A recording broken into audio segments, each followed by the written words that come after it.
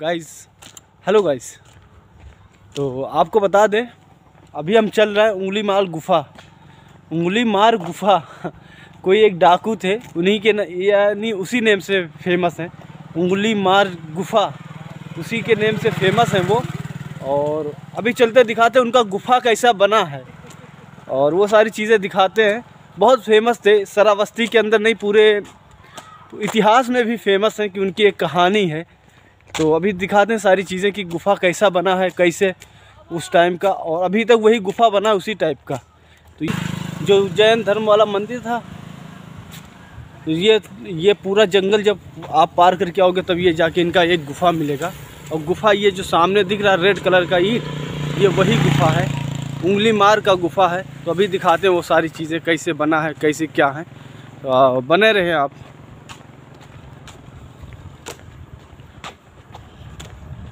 तो ये देख लीजिए, ये कुछ इस तरह बाहर का व्यू है, ये कुछ इस तरह बाहर का व्यू है। और ये सारी चीज़ें हैं, और कच्ची कुटी महत उंगली माल गुफ़ा, ये सारी चीज़ें लिखी हुई है। अभी दिखाते हैं और आपको पास से होके थोड़ा,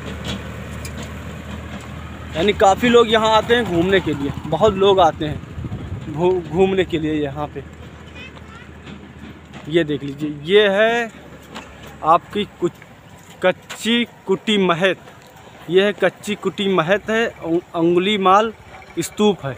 और ये वही स्तूप है, ये देख लीजिए कुछ इस तरह बना है, यही गुफ़ा है ये। और अभी आपको चल के अंदर दिखाते हैं ये सारी चीज़ें।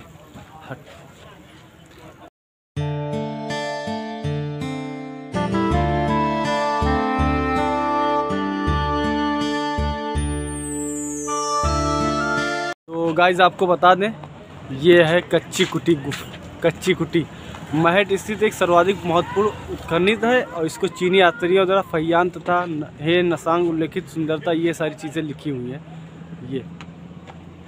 ये देख लीजिए कुछ इस तरह लिखा हुआ। अभी आपको हम चल के अंदर दिखाते हैं वो गुफ़ा कैसा बना हुआ है। ये है आपका एंट्री गेट है ये और ये गुफ़ा है कच्ची कुटी गुफ़ा, उंगली माल गुफ़ा। ये है गुफ़ा, रेड कलर की ईंटें सारी बनी हुई हैं सब। ये देख लीजिए कुछ इस तरह बना हुआ है।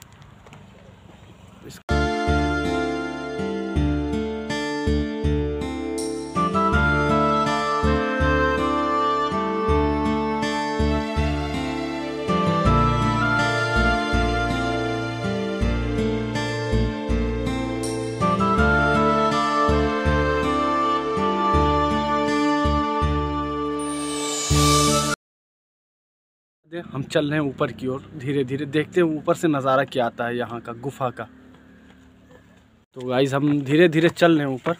और ये सब देखिए कितना पुराना बना हुआ है। ये देख लीजिए, लोग यहाँ घूमने भी आते हैं, ये सारी चीज़ें। और हम भी पहली बार आए हैं अपनी लाइफ में यहाँ पे और अभी आपको दिखाते हैं, यही है उंगली माल गुफ़ा।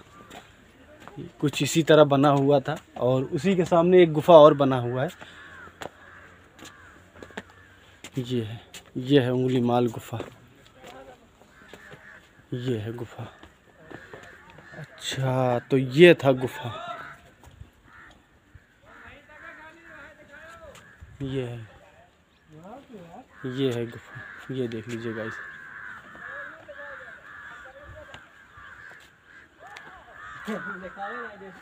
ये गुफ़ा।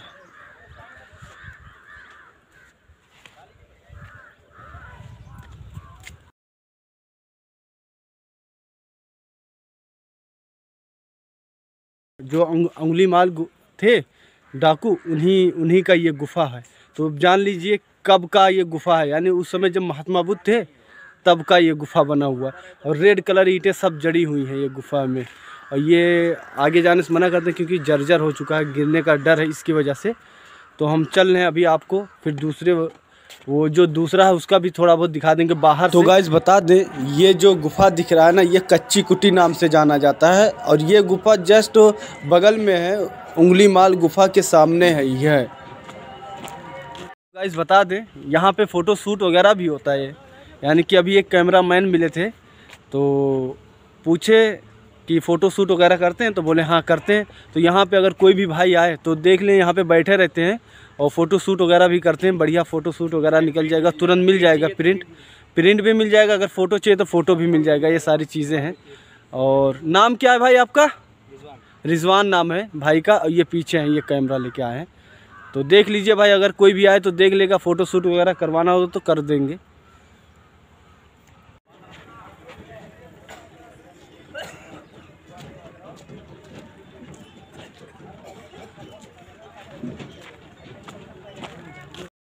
तो जो जंगल से गुजरता था तो उनके सामान को लूट लेता था और फिर उनको मार देता था। बता दें, अंगुली माल जो था वो दूसरे के कहने पे हिंसा करता था, यानी कि अपना खुद नहीं करता था, दूसरे के कहने पे करता था। उनके कोई गुरु थे जो कह रहे थे कि जाओ आप हिंसा करके इतना उंगली लेके आओ, और उंगली लेके आओ तब हम आपको चेला मानेंगे, यही कहानी था।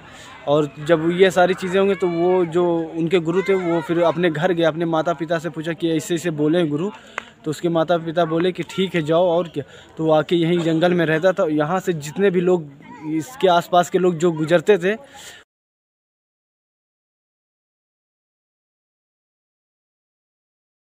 उनको मार के और उनके उंगलियों को काट के रखता था।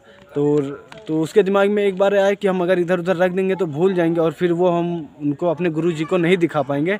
तो वो उंगलियों को यानी धागे में लपेट के माला बनाकर अपने गले में लटका लेता था, ताकि उसको गिनती भी पता रहे, और यही सारी चीज़ें थी। तो इसी वजह से उसको उंगली माल डाकू बोला गया। और जब वो उसके बाद कुछ दिन बाद ये सारे, यानी कि जो भी लोग जिनको मार देता, उनके घर वाले वहाँ नहीं पहुँचते थे, घर पे नहीं पहुँचते थे, तो बहुत हाहाकार मच रहा था, यानी राज में। तो वो अपने राजा से गए, यहाँ के लोग शिकायत किए कि हमारे घर के लोग गायब हो गए हैं, और कोई यहाँ पे उंगली माल डाकू है जो यानी कि लोगों को मार देता है, और वो लोग घर वापस नहीं आते और उनको उंगलियां काट के अब माला पहन लेता है। तो ये सारी चीज़ जब राजा को पता चला, तो राजा अपनी सेना को, यानी सब लोग से आश्वासन दिया राजा कि जाओ, यानी कि आप लोग जाओ, और हम अपनी सेना को इकट्ठा करके हम उसको यानी मरवा देंगे, आप लोग बेफिक्र रहो। तो सब प्लान बनाए रहे थे। तो उसके बाद कुछ दिन यानी ऐसे होता रहा। तो उसके बाद ये हुआ कि ये महात्मा बुद्ध के कान में ये बात पता चली, तो उनको ये चीज़ें लगी कि यार कोई भी इंसान हिंसा जब करेगा, जब किसी के कहने पे करेगा, खुद नहीं करता।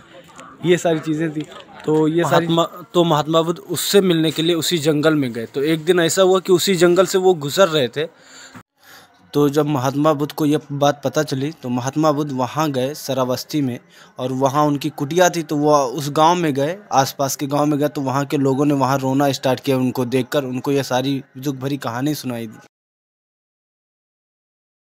चीज़ पता चल, तो महात्मा बुद्ध इसी जंगल से गुजर रहे थे, इसी जंगल से कहीं गुजर रहे थे। तो उंगली माल डाकू उनको मिला और उनको बुलाया, चिल्लाया कि रुको। तो एक बार नहीं सुने, दूसरी बार चिल्लाया कि रुक जाओ। तो बोले रुका। फिर बोले कौन? तो बोला उंगली माल डाकू। तो बोले अच्छा तुम ही हो उंगली माल डाकू? तो बोले हाँ। तो बोले कि अच्छा ये देख नहीं रहे हो आपकी हमारे गले में माला पड़ा हुआ? तो जब वो देखे तो बोले कि अच्छा ठीक है, तो तुम ही हो। तो तुम एक ऐसा काम करो कि, तो बोले कि हम लोगों को मार के, यानी उनका उंगलियां काट के पहन लेते माला। तो महात्मा बुद्ध ने बोला कि आप जाइए, यानी जितने पत्ते हैं, यानी कि जंगल में जो पत्ते से तोड़कर फिर से उसी डाली में जाकर जोड़ लगे, उनको आप जोड़ दो, उनको जोड़ दो। अगर जोड़ लोगे तो